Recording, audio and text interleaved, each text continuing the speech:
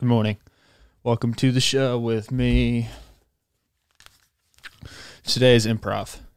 I'm doing this entire podcast without having any idea of what I'm going to talk about. I'm just kidding. I have a few topics that I want to get through. Sorry. Coronavirus. Just kidding. No coronavirus. But I did change up the studio a little bit, as you guys can tell. Maybe you could tell.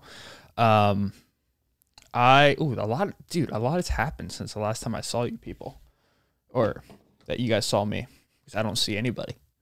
I just talk to me and my chicken. That's it. My plants, my chicken, and then occasionally Taylor will come up and be like, "Hey, what's up, bro?" Otherwise, it's just me up here, corner of my bedroom.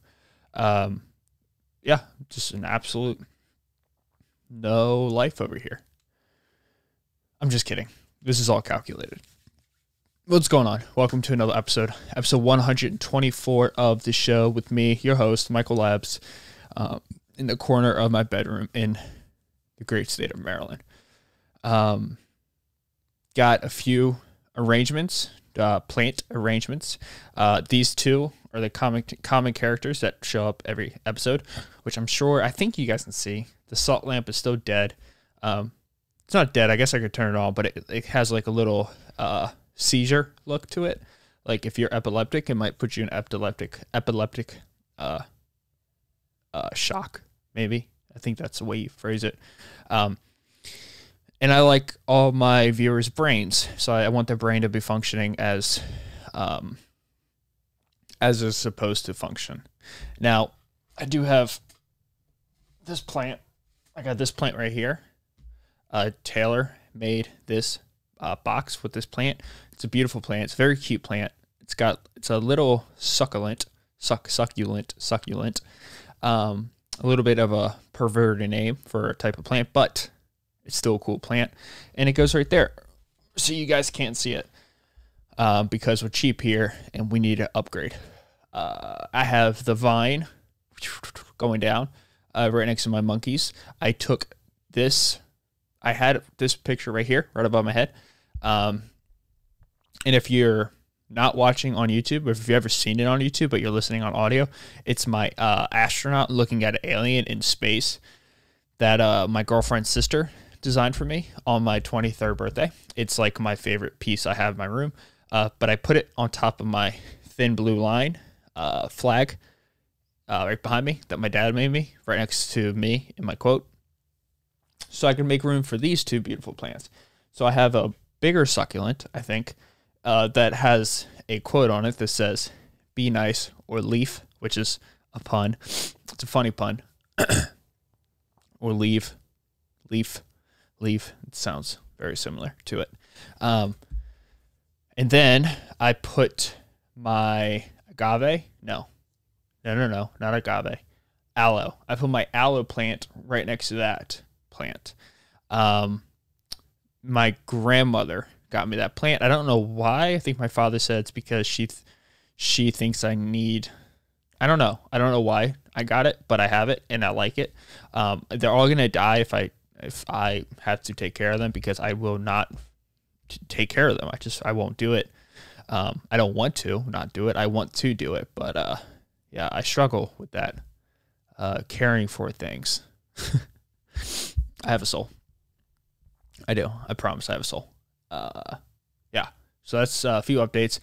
Big thank you to everybody who is continuing to support the podcast. We're closing on to 500 podcast reviews. Mind blowing, kind of crazy that 500 people do that for me. It's just fucking beautiful. One thing I want to do before I get into this podcast, if you guys watched my last Instagram TV I put up, the beginning of it sounded a little aggressive. I think I like the first 5 seconds I said like African Americans were leaving. If you listen to the whole podcast, it's I don't want it to come off like I was being mean. I was actually not being mean. I was actually trying to educate people. So if you listen to the whole podcast, you would understand. But that podcast did well, and I thank you guys so much for showing it love. Taylor came in and she ripped on DMing through Zoom, which I find Still to this day, hilarious that people will do that. DM on Zoom. I mean, that's bottom of the line, right? Or bottom of the barrel. Desperation. Has to be. You can't get lower than that. DMing people on Zoom. That's like the equivalent of passing a note in class. That's like the equivalent of ripping out the corner of your notebook, putting a note on it, writing it with your number 2 pencil, and shuffling it up that bitch through the through the chairs in your classroom. Follow me on IG. Like that's interesting. You know, do your thing. No disrespect here, but definitely criticizing you, definitely judging you, which is fine. You can judge me. There's a lot to judge me on. But yeah, if you want to go ahead, leave it a rating, subscribe on the YouTube, like it. That helps a lot. Really does help a lot. But yeah, I digress. That's the introduction to the podcast. Bring on the music. Let's get started. I'm just kidding. No music here. We're not professionals. Yeah, so 13.1. I don't think I talked about it yet, but last Tuesday, I don't know what that date was. 7 days, 14, the 13th maybe? The 14th, I was running. It's like just now starting to get cold outside. Starting to feel good, like cooling off a little bit instead of being 80, 90 degrees or like 70 degrees in the morning. I'm waking up in the morning. It's like 50s. You know, and it feels nice. It feels really good outside. So I went out on my run, and I was running, and I decided about 4 miles into my run, because sometimes I forget that if you run out, you got to run back. So 4 miles into my run, I was like, if I run back, that's 8 miles. I'm barely breathing. You know, I don't feel like I'm really struggling at all. Even though I was pushing like at the time, like 4 miles into it, I was like running an 8-minute, 5-second pace. Per mile. So, you know, I was running decently quick, but not like super fast. For some people out there, that's insanely slow. For me, that's really good for me. I'm not the fastest runner. Like before I started running this 3 months ago, my fastest mile time was like 10 minutes. So that's the starting point. So I run, I do the thing. And then I decide around mile 5, I'm going to do a half marathon. Right. So I go running and I just keep going. I come back. I ended up running a half marathon. It felt good. It's kind of funny because that Saturday, like 4 days before the Tuesday, so Saturday, I told one of my friends that I was going to run I was like, I got to run a half marathon. Like I want to run a marathon by my birthday, but not like my previous birthday, was that was just like a couple of days ago. Thank you to everyone who said happy birthday to me. That meant a lot. Thank you for that. But I want to run a full marathon on my 25th birthday, and I want to do it in New York City. I'm just now realizing that I can't just choose to run a marathon on my birthday. That's how naive, that's how like egotistical. I'm such a narcissist. No, I got to line up I gotta run the marathon when the marathon happens, because I can't just decide to put the marathon on my birthday. So yeah, I want to run a marathon. I want to run the next New York City marathon, and I think it would be a challenge. It's something that I would love to do. I want to get it like sub 4 hours, right? So I'm running my half marathon. I didn't decide. This wasn't something I trained for. It wasn't something I wanted to do. I ended up doing it, and I got it. I think I did it in like an hour, 54 seconds, which I don't think is the greatest. I think it's like top 50% for my age. I don't know what that comes out to. Let's just say 8.3 or times 13.1, 108 minutes, hour 48 seconds. That's what that would be. An hour 48 minutes. So it was like an 8.45 times 13.1 divided by, or I could just, it's hour 10. So it was about an 8.5 to 8:40 mile pace. So it was, it wasn't the best, but it was decent. I was felt accomplished by it. I just thought that would be something I wanted to share with people because it was kind of like a cool thing that happened to me. So I think I'm going to train for a full marathon now. By training, I don't know exactly what that means because I didn't necessarily train for the half marathon. I just kind of ran, lost weight. There's a few things I want to happen. I want to go into it at like 185 pounds. I guess that's pretty much it. Like, I want to start running an hour. I want to start doing at least a 1 hour run a week. I think that's something that I can easily do. So that's like, 6 to 8 miles, something that I actually need to do to prepare for the marathon, because a sub 4 hour marathon is something that I know I can do, but it would definitely be really hard.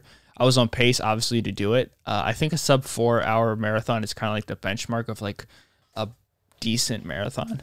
And then obviously it just keeps on getting crazier and crazier with people doing like sub 2 hour marathons, which is just fucking bonkers. Like that's like what is that? 26.2. 26.2 times 60. That's not what I wanted to do. 6 minutes, 26.2 times 6. 2 hours and 37 seconds. So 26.2 times 5 minute pace. Okay.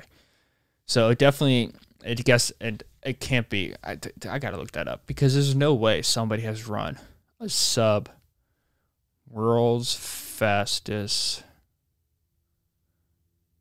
marathon. Okay. Kipchoge does hold the official fastest marathon record, having run 2 minutes and 1 second at the 2018 Berlin Marathon. Nevertheless, his time is a landmark achievement, which he compared to Roger Bannister becoming the first person to run a 4 mile. What pace is it to? That's insane. That's ridiculous. Oh, he said he ran.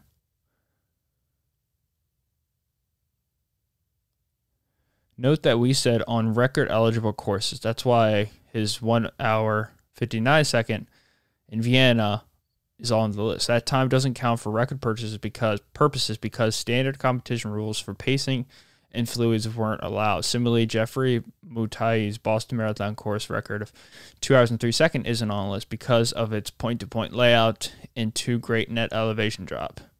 Boston's course doesn't count for record purposes. Each marathoner appears on the first list. That's really fascinating.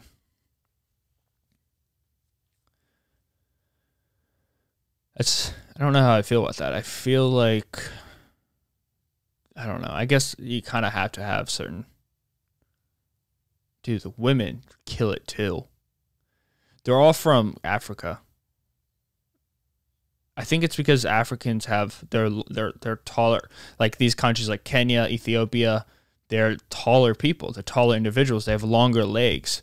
They also have smaller calves, which is like an evolutional development in their bodies to allow them to run longer distances. Smaller legs.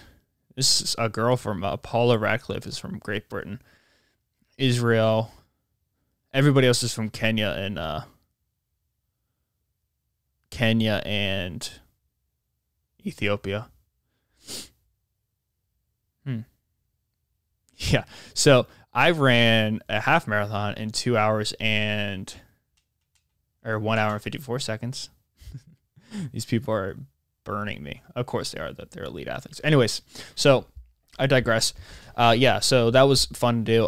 So that's my next goal, is to do a full marathon. Anyways, back to what I did this past weekend. Taylor and she bought me a trip to New York City, which was fantastic. Very excited about that. As a birthday gift, it was a surprise, and we decided to go. We stayed at the Radio City apartment, which she got for a great deal, and we, it's interesting because in a time like this, there is like a there was like this sense of shame if you traveled. Like if you traveled, you were putting other people at risk. I don't know what happened like in the past month or 2 months, but I feel like coronavirus, the hype has completely died down. I don't want to say hype because people have passed away, people have died, but I feel like it's kind of has been subdued a little bit.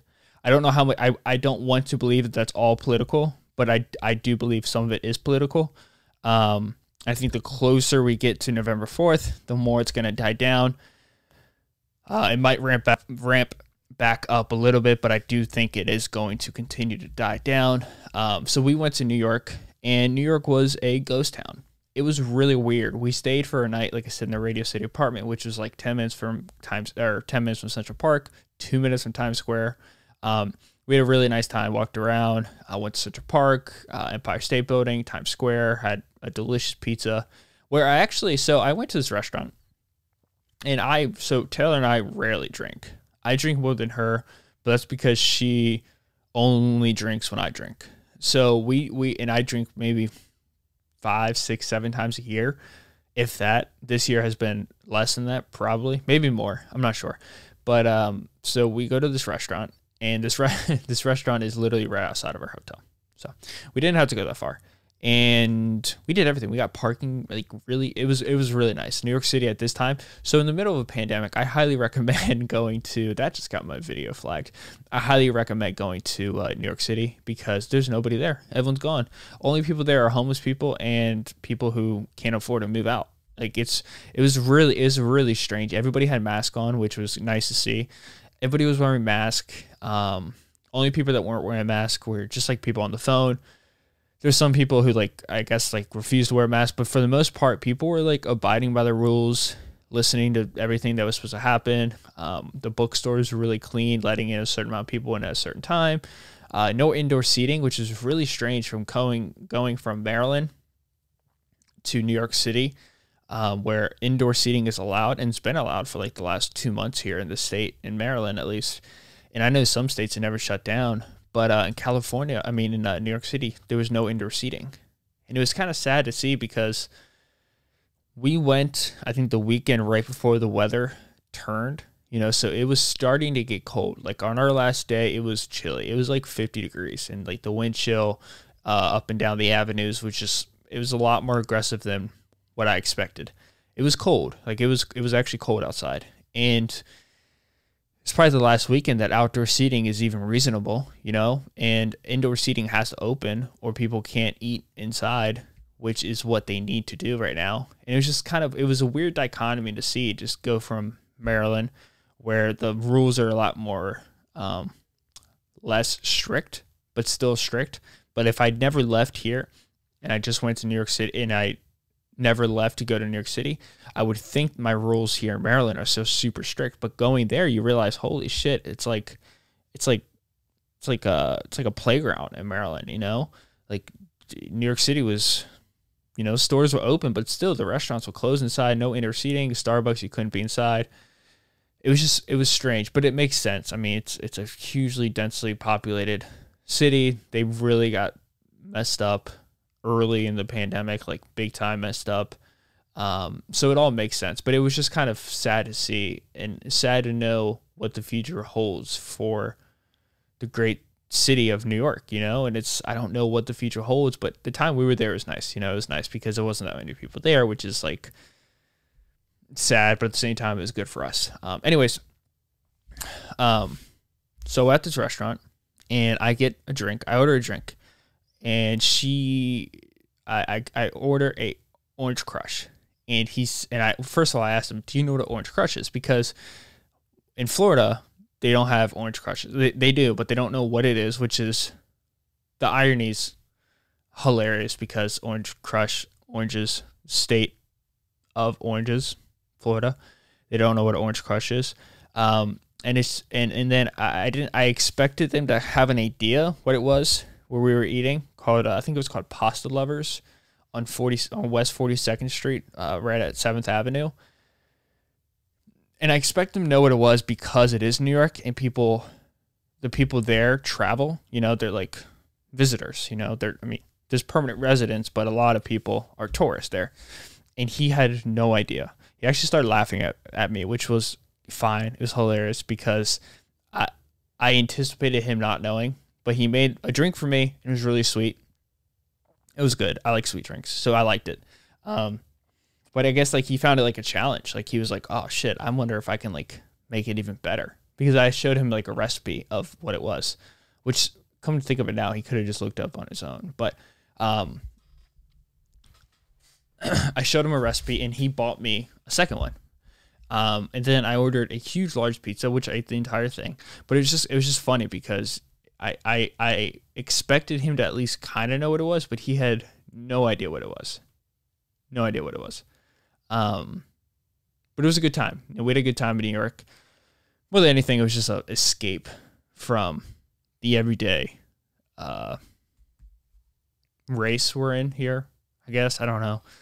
With school going on and work, and it's just like every once in a while it feels good to just get out. Like I'm going to Florida here in a few months just to get away from everything. One thing I did want to finish up on before I end this podcast, it's just a shorter podcast, only like 30 minutes, which one of my buddy, Charles, he's been on the podcast for, he was telling me how the time is perfect because it's like perfect for a, what's the thing when you drive to work? What do people do?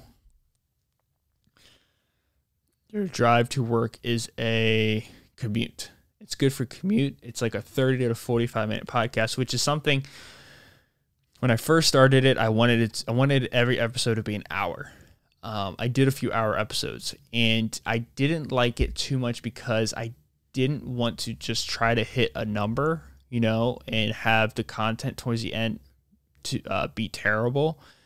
Like the thing is with the 30 to 45 minute podcast, mind you, it's just me talking. So it's more difficult. Like I don't think there's a lot of podcasts out there that do 2 podcasts a week for the length that I do them, the time, 30 to 45 minutes as a solo host. It's because it's not easy, right? It's not an easy thing to do. Trust me. It's not like, it's not hard, but it does require like, it does require some discipline, if you can even fathom that idea that this takes discipline at all. But it does. It requires energy. It requires having some basis of what you're going to talk about, and you do it twice a week. So you're speaking anywhere from hour to hour and a half a week to a camera. So it can be a little bit difficult. But I did appreciate that. I did try to make it a commute time.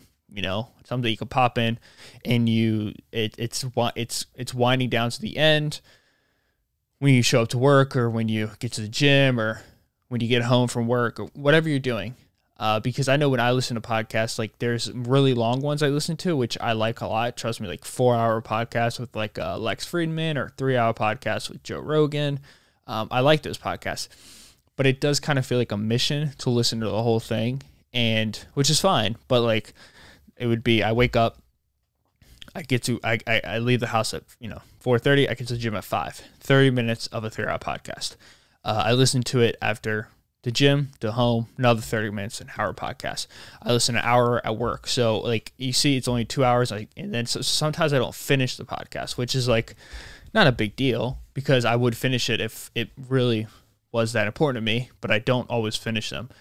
So I like to try to make these just quick little, like rapid fire episodes, that you can listen to Tuesday and Thursday. But I appreciate that, Charles. Thank you so much for letting me know that little tidbit of information. Fuck, what was I going to say? I feel like it was kind of important to say. I'm going to get a new mic. I'm going to do that relatively soon. Damn it, what was I going to say? Politics, something to do with politics, maybe? Give my 2 cents or something. Systematic racism. Humans are just bigger worms. Birthday history. Let me read off some of these topic ideas. I have all right, here we go. So I've been doing this since I don't know. It doesn't really tell me. But some podcast ideas. I write everything down before I come. What was I talking about, man? I felt like it was kind of important too. I really would like to remember.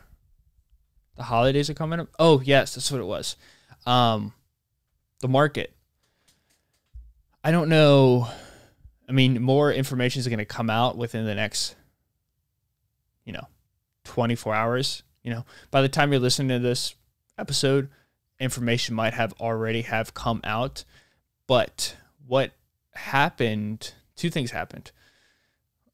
First thing I want to state that when economies are crashing, there's usually a part of people who are find the weakness in the market or in the economy, and they exploit the shit out of it so they can make money, so they can better their position financially. And that's a terrible personality trait to have, but I think a lot of people have it, and people who do have it at a higher percentage are people who withhold power, who have some sort of power. So, for example, I don't know what exactly is happening, but the CEO of the company Nikola, Nikola, Nikola, I think that's how you spell it, which is hilarious because Tesla is named Tesla after Nikola Tesla, and Nikola is named after Nikola Tesla. They literally just took one of the founders of AC Current, or I think he is the founder of AC Current, and they just siphoned off his name. And like one company took the other half. And anyways, like Tesla took the last name, Nikola took the first name. But he stepped down as CEO, which is like, whenever that happens, it's never a good situation. There's a lot of, especially when your company's growing and it's coming out with a brand new electric truck and there's a lot of hype behind it and the stocks just keep on climbing. That is a terrible sign of a company, but it also exploits the possibility of a lot more things happening behind the scenes with companies, taking advantage of the market, doing things that are shady to make a quick buck off of, which has always happened. And the one that really upset me, I actually have a picture of it right here. I can read a little bit of it. This is a disaster for the market. Like, this right here is not bad. This is bad for the economies. Bank stocks sink after report of alleged widespread money laundering activities, reported by Tommy Kilgore, September 21st, 2020 at 7:33 a.m. So by the time I'm saying this, I'm sure more information has come out, but here's just a quick little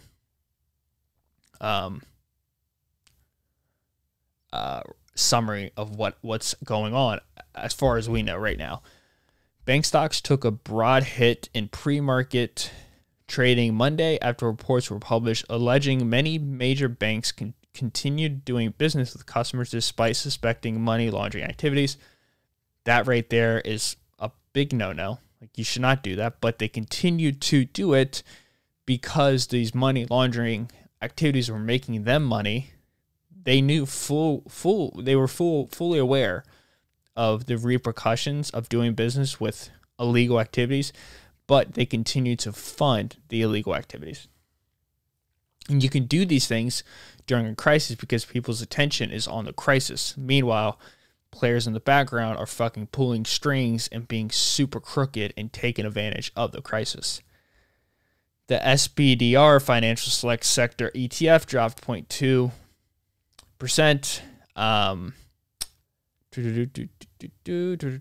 And then it just has a bunch of percentages dropping. But this is not good. Has kind of been, I think this may be the beginning of a pretty rough recession here, because once, like, the last thing, like the one thing that cannot go in a economy is trust in your money, trust in who has your money, trust in what's going on with your money. And when the banks are messing with money, doing things with money that has any type of viewpoint as sketchy, there's immediate trust that is trust falls through 100%. And we do have a history in this country of banks falling through. So people start removing the money from the banks. Once people start removing money from the banks, because banks don't just give out loans, right? the reason why they can just give out loans is because they have money. The money that they have is your money. Money that you put into your savings account, money that you put into the banks. If the banks are doing sketchy things, people take the money away from the banks because they don't have trust in the banks. Businesses come in and ask these banks for loans. The banks cannot give these businesses loans. Therefore, the businesses cannot sprout and hire people, contribute to the GDP, contribute to the economy. You can see the trickling down effect of banks being sketchy. Businesses can't get loans. They can't hire people. Can't hire people. People can't work. People can't work. People can't pay the bills. People can't pay the bills. Interest rates get higher and higher and higher for these people. Interest rates get higher and higher for these people. These people can never pay off the bills. They have a lot of debt. A lot of debt leads to a lot of mental crises and a lot of financial crises, and it's just not good. And it just goes to show that whenever it's a sleight of hand, right? You put a huge, and I am not getting into conspiracy world. I'm just getting into the truth. Like, this is what's happening. This always happens. Whenever there's a big issue going on, there's always some type of subdued event happening behind the scenes. This is sadly the truth. This is what humans do. Humans take advantage of other humans, especially when you're down on your knees and you're weak and you're not doing well. The rich, not just the rich, but people who might happen to be rich, take advantage of people. I mean, you don't have to be rich to do this. People who are broke do this, right? Like, if you're a drug dealer and you continuously fund your drugs to people who have heroin addictions, you're taking advantage of someone's addiction to keep your money coming in, right? And I think that this is a bigger lesson that we all need to be aware of, that this does happen. And it doesn't just happen occasionally. It happens all the time, right? This happens all the time. You need to be aware of this stuff. And this is scary. For me, what I'm doing with it is I just keep on buying the market, because it will come around, and hopefully trust does build from this. Hopefully people can kind of be honest quicker, so we can hopefully start the process of trusting things before. And by the way, all this is speculation. Maybe this is a false report. Maybe, as Trump would say this is fake news, but I'm not sure. But it is worrisome. It is something that I think we do have to be aware of and understand that this does happen. As much as we don't want to admit that it happens, it does happen. People take advantage of weaker people. It's evolution. It's somewhat evolution, somewhat Darwinism. In a weird way. I don't know. I find it very fascinating that people will find this to be an exception instead of the rule. Like, I don't like that I'm looking at this as a very nihilistic way, but I do believe that humans do this. They always take advantage of the weak. I mean, Hitler did this. He took advantage of a weak economy, an economy that needed help, and he was able to build. I mean, for what Hitler did, he did a great job building an economy. He did a great job giving trust to people. He did a great job of making people feel like they're worth something. But it slipped away, and it became very evil really quickly. And maybe he planned to do this from the beginning. Some say he would. Some people say he became corrupted by power, or what's the phrase? Power corrupts power. Absolute power corrupts absolutely. Yeah, absolute power corrupts absolutely. Who knows, man? This happens all the time, and it is scary. But yeah, I think that's all I got to say. Didn't really say much, but that's kind of what this is about. So I think that's it. Hopefully you guys enjoyed my changing on my setup. Hopefully that the drawing doesn't fall on me. That would make me really sad. I don't want that thing to fall on me. I really like that thing a lot. Welcome my new plants. I have to continue to water them because I will forget and get them sunlight. So, but that's it, guys. Thank you so much for enjoying episode 124 of the show with me, Michael Labs, your host, with the most. That's a terrible ending. I'll catch you guys in episode 125, a quarter of the way from 100 to 200. That's awesome. 200 is only 1/5 of 1,000, though. That's a lot of episodes. I'll be like 27 when I hit that number. 28, 29. Old as shit. Hopefully I'm actually doing something productive. productive with my life and not just being a fucking turd. But yeah, guys, I'll catch you then. Thank you so much for listening. Like, comment, subscribe, leave a rating. I'll catch you guys in episode 125. Thank you so much. Peace out. See you. Have a good day. Good Wednesday. Good Tuesday. See you on Thursday. Bye.